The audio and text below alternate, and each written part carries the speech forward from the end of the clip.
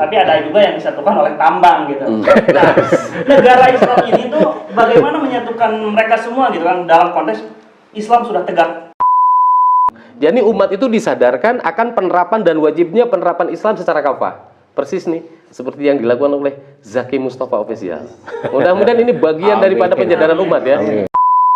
Jadi negara tidak hadir untuk melindungi agama. Padahal Jokowi itu disumpah itu untuk menjaga, untuk menjalankan undang-undang dasar, bukan untuk bagi-bagi bansos.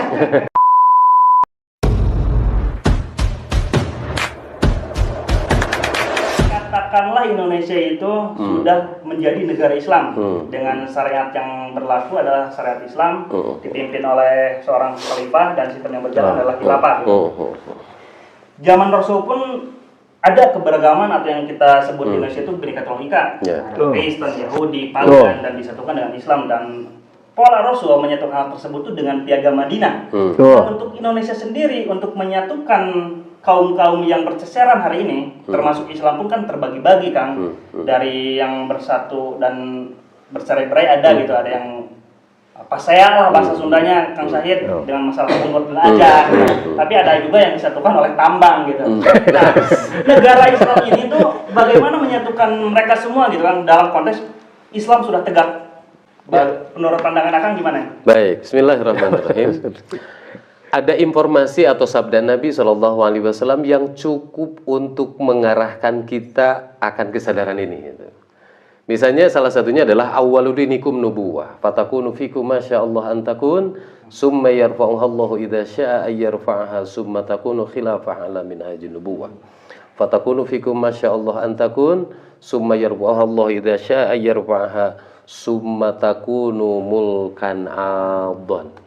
Fatakunu fikum masyaallah antakun, summa yarfa'uhallahu idza syaa yarfa'aha, summa takunu mulkan jabriyatan. Fatakunu fikum masyaallah antakun, summa yarfa'uhallahu idza syaa yarfa'aha, summa takunu khilafah ala minhajin nubuwah, summa sakata. Nah, kita memahami bahwa awalnya agama itu adalah kenabian. Maka kenabian itu tidak ada diangkat oleh Allah Subhanahu wa taala, lalu dengan kuasa Allah, Allah mengangkat pemimpin yang tadi kata-kata ada yang disifat pemimpin yang sifatnya zalim, ya. Dan fase yang ketiga adalah mulkan jabriyatan, ya.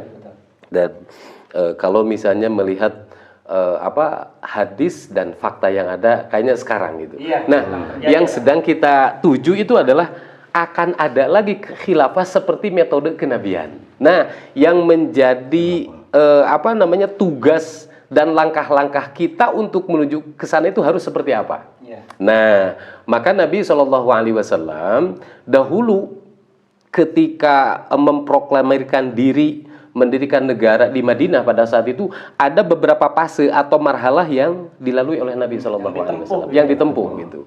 Yang pertama adalah ketika Nabi SAW pada saat itu adalah marhalah yang pertama itu adalah taskif wa takwin, pembinaan dan penguatan akidah terhadap para kader-kadernya. Jadi persis nih Kang Gibran, bukan wakil presiden ya. Nanti sebentar lagi 20 ya. Nah, jadi apa sih namanya? Ini yang mesti mau tidak mau tuh harus dilalui gitu. Karena ini adalah merupakan thoriqoh, metode yang dilakukan oleh Nabi SAW. Apabila yang kita tuju, ini kan sekarang itu, Kang Haidar ketika berbicara khilafah itu versinya berbeda-beda. Ya. Ada khilafah ala minhajin nubuwah, ada juga khilafah ala yang lainnya. Tidak susah saya sebutkan ini. Khawatir ada orang yang dengar ini. Nah, ini adalah mesti untuk kita rinci sampaikan kepada umat. Nah, maka dalam taskif wa takwin ini adalah persis seperti para sahabat membina sahabat Abu Bakar, Umar, Utsman, Ali dan lain sebagainya. Untuk apa tujuannya? Untuk nanti menyebarkan kembali Islam itu seluas-luasnya. Walaupun pada saat itu adalah fasenya fase dakwah. Ya. Yang kedua adalah apakah cukup Rasul itu hanya melakukan taskif wa takwin itu? Tidak. Lalu Rasulullah melakukan marhalah yang kedua, tafaul ma'al ummah, berinteraksi dengan umat itu.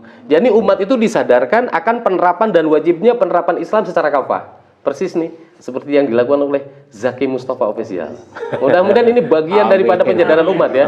Karena kita menginginkan kita itu nggak bisa apa ya, nggak bisa nikmat, kalau bahasa Kang Gibran apa? Nggak bisa bahagia sendiri gitu loh. Tetapi kita ingin bahagia bersama-sama. Ya. Ingin menikmati bagaimana misalnya salah satu contoh di negara kita membuat kebahagiaan itu tidak dirasakan oleh diri sendiri gitu. Tapi merata untuk semua. Itu bukan hanya untuk Indonesia, tapi untuk seluruh alam. Karena Nabi diutus ke muka bumi ini adalah dengan firman Allah tadi, wa ma arsalnaka illa rahmatan lil alamin. Jadi kita memang tidak hanya di ruang lingkup itu saja itu.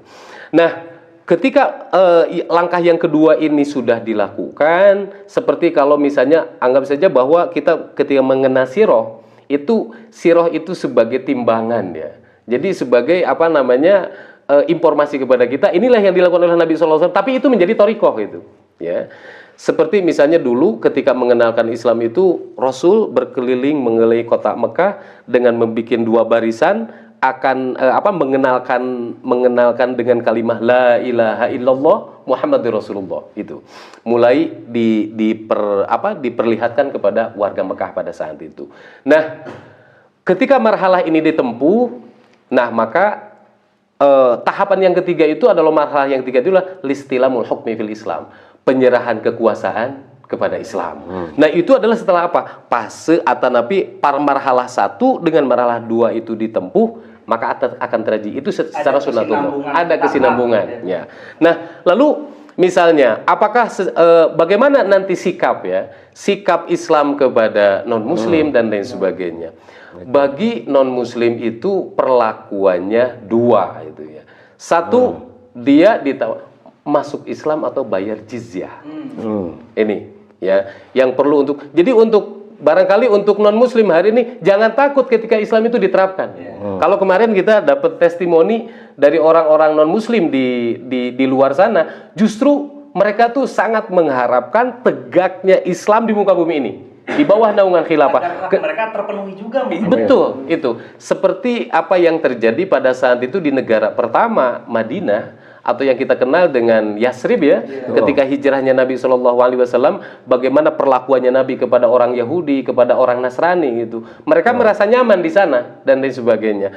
Bukan berarti keberadaan mereka itu diusir-usir, dan kecuali ada apa? Ada perjanjian yang mereka menzalimi terhadap perjanjian tersebut. Yang melanggar ya, terhadap apa-apa yang dilakukan oleh Nabi SAW. Jadi sekali lagi, ini yang mesti untuk dicamkan wabil khusus oleh kaum muslimin. Nah, kayaknya Kang Gibran, kalau misalnya sekarang misalnya kita berbicara nih di Zaki Official, Mustafa Official ya. Misalnya kalau saya bertanya misalnya ada suatu misal nih, kalau di Indonesia mungkin nggak ada ya. Orang Islam yang benci terhadap syariat Islam mungkin ada ya? Nggak ada ya? Mudah-mudahan nggak ada itu. Tapi kalau saya misalnya gini, ketika saya misalnya menganalogikan gini, kalau orang Yahudi menginginkan agama Yahudinya berjalan, wajar atau tidak wajar? Wajar ya. Orang Nasrani pun ketika menginginkan ajaran Nasraninya berjalan di muka bumi ini, wajar atau tidak wajar? Pertanyaan saya yang ketiga, bagaimana kalau umat Islam itu tidak menginginkan tegaknya syariat Islam, tidak menginginkan tegaknya khilafah, tidak menginginkan akan apa-apa yang Allah turunkan di muka bumi ini, umat Islam yang seperti itu wajar apa kurang ajar? Nah, itu bukan kata saya ya. Jadi jadi ini mesti Kang Haidar yang upaya ini terus dilakukan akan kesadaran mereka akan pentingnya Islam. Misalnya kalau misalnya gini, saya mengambil salah satu firman Allah, walau anna ahlal qura amanu wattaqau lafatahna alaihim barakatim minas sama'i wal ardh. Jadi Allah itu berjanji ya, atau memberikan janji apabila penduduk Korea kampung itu beriman dan beramal soleh, maka Allah akan memberikan futuh. Nah, ketika berbicara futuh di sini adalah lalu apa yang dilakukan oleh kaum muslimin hari ini? Itu menentangkah kepada Islam atau menerima dengan ajaran Islam secara utuh. Nah, oleh karena itu kita mestinya wabil khusus adalah kaum muslim ini terhadap Islam itu kurang lebihnya harus rindu atau harus benci? Rindu seharusnya Ya, barangkali itu untuk jawaban yang kedua. Ada 2 poin yang saya garis bawahi. Orang non-Islam tidak takut akan berdirinya hukum Islam. Nah, PR kita hari ini tuh bukan ke orang non-Islam, Kang, tapi ke orang Islam sendiri. Banyak yang Islam gak cocok di Indonesia tuh orang Islam sendiri yang mengatakan hal tersebut. Dan dari hadis tadi, Kang, di ujung hadisnya tuh bahwa Nabi itu sakot diam. Apakah sakot diam di situ tuh menggambarkan dunianya berakhir setelah putuh minhaj nubuwah tersebut? Apakah ada keberlanjutan? Tapi hadis yang saya baca tuh dunia ya udah berakhir, Nabi Isa dan seterusnya gitu. Nah, saya pengen tahu pandangan Kang Jaki nih terkait pemersatuan umat ini, Kang, ketika negara Indonesia adalah negara Islam. Bagaimana menurut Kang nih pemersatuan umat ini tuh, kalau misalkan dari Kang Said adalah ada tahapan dari Nabi seperti yang dipaparkan. Nah, versi Kang Jaki, apakah ada metode lain yang jitu gitu buat mempersatukan antara keberagaman golongan yang ada di keberagaman golongan yang ada.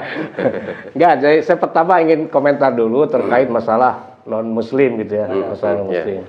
Jadi saya bisa meyakini sepenuhnya dan bisa menjanjikan bahwa kalau Indonesia itu menjadi negara Islam, ini jangankan umat Islam, jadi umat non-muslim pun itu pasti dijamin akan terayomi gitu, akan jauh lebih baik hidupnya, jauh lebih sejahtera, jauh lebih makmur, baik secara ekonomi maupun secara spiritual.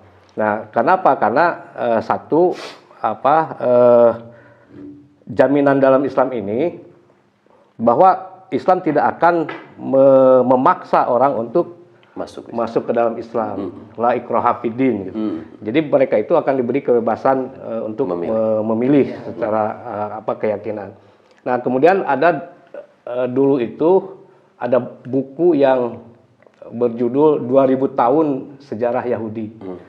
Yang ditulis oleh orang Yahudi. Bukan oleh orang Islam gitu, orang lain.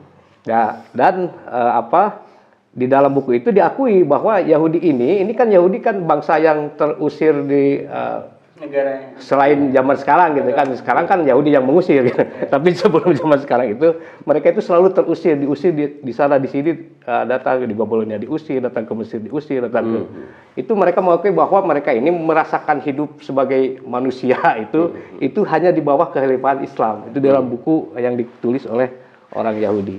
Nah, kemudian tadi juga sudah disinggung oleh Al Ustadz fakta sejarah bahwa ketika Nabi mendirikan negara Islam di Madinah itu kan tadi malah yang Muslim ini minoritas di Madinah itu mayoritasnya justru kan Yahudi. Ada Aus, Khazraj, Ghatafan, Qainuqa, Quraidah dan lain sebagainya. Ada 12 kabilah besar.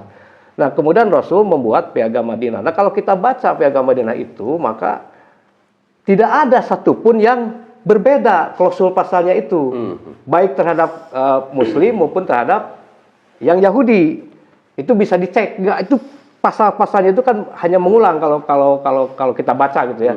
Itu tidak ada pembedaan bahwa yang berlaku untuk Muslim dan sebagainya itu sama. Malah Islam itu mengakui karena ada satu ayat Al-Quran, atiullaha wa atiur rasul wa ulil amri minkum. Nah, ingat bahwa ayat itu tidak turun kemarin, tidak turun minggu yang lalu. Tapi turun pada zaman Nabi. Artinya pada zaman Nabi itu ada Allah, ada Rasul, dan ada ulil amri. Nah, siapa yang dirujuk sebagai ulil amri di sana? Yaitulah pemimpin-pemimpin Khazraj, pemimpin Aus, pemimpin Ghatafan dan sebagainya, dan itu diakui oleh Asal bahwa ketaatan kepada mereka itu juga sama. Kepada Allah dan Rasulnya. Ketaatan kepada Allah dan Rasul. Nah, kemudian secara konseptual kita lihat di Indonesia itu kan pernah terjadi ya proklamasi NII tahun 1949 oleh Kartosuwiryo, dan mereka punya dokumen Qonun Ajasi NII. Nah, di dalam dokumen ini, walaupun negara ini tidak seperti tadi Pak Ustadz pernah bilang dulu gitu ya, tidak pernah bisa operasional, tetapi secara konsep kita bisa mengerti, kita bisa paham karena mereka punya dokumen. Kalau di kebebasan beragama itu, kalau di Undang-Undang Dasar 45 itu pasal 36 kalau tidak salah. Kalau di Qonun Ajasi NII itu pasal pertama, negara menjamin kebebasan beragama. Nah, jadi kebebasan beragama itu kalau dalam negara Islam ini pasti bakal jauh lebih baik daripada di demokrasi. negara demokrasi. Nah, RI. Jadi Jokowi itu harusnya di impeachment gara-gara membuat dia betul karena gara-gara membubarkan misalkan HTI, membubarkan ormas ini, membubarkan.